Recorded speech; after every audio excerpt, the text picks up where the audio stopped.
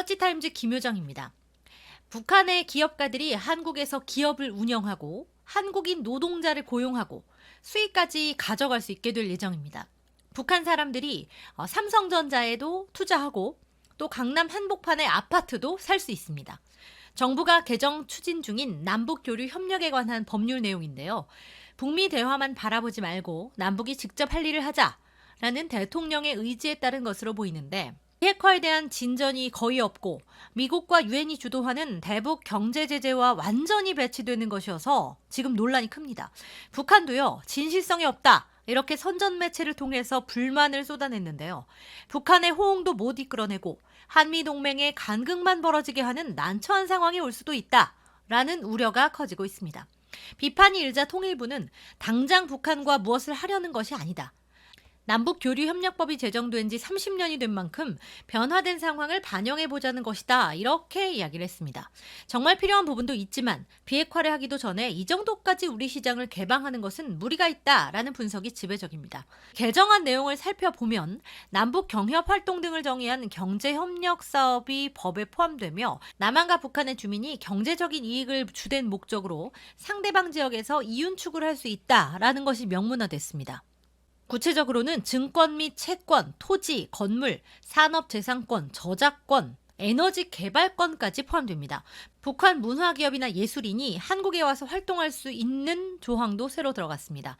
공연과 영화, 방송과 같은 문화사업 대부분을 북에 개방하는 근거가 마련된 거죠.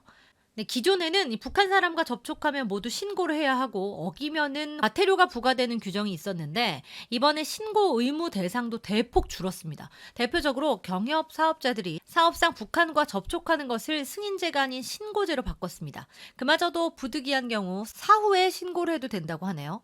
이렇게 동시다발적인 남북 접촉이 촉진되면 대북 경제망에 구멍이 생길 수도 있다라는 우려가 크게 나오고 있죠.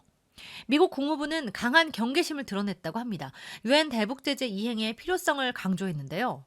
우리 매체의 질의에 우리는 모든 유엔 회원국이 유엔 안보리의 결의에 따른 의무를 지키고 유엔 제재를 충실하고도 강하게 이행할 것을 지속적으로 촉구한다, 이렇게 답변을 했습니다. 지금까지 한국 정부가 남북 경협 추진 방침을 밝힐 때마다 비핵화 진전과 보조를 맞춰간다라고 강조를 하면서도 미국은 남북 협력을 지지한다라는 문장을 함께 달았는데, 이번에는 그런 표현이 없이 곧바로 대북 제재와 결의를 언급했다고 합니다. 유엔 안보리 결의에 따르면 북한과 합작 사업체를 만드는 것은 물론 유지하거나 운용하는 것도 금지하고 있고요. 또 북한 노동자를 고용하는 것도 금지돼 있죠. 기존에 고용됐던 이 북한 노동자들도 모두 본국으로 송환할 것까지 지금 명시가 돼 있는 상황인데요. 또 돈이 왔다 갔다 하는 경우에는 북한 은행과의 거래 활동을 금지하고 있는 안보리 결의도 위반하게 됩니다. 이렇게 엄청난 일인데도 한국 언론들은 너무나 조용한 게 더 이상합니다.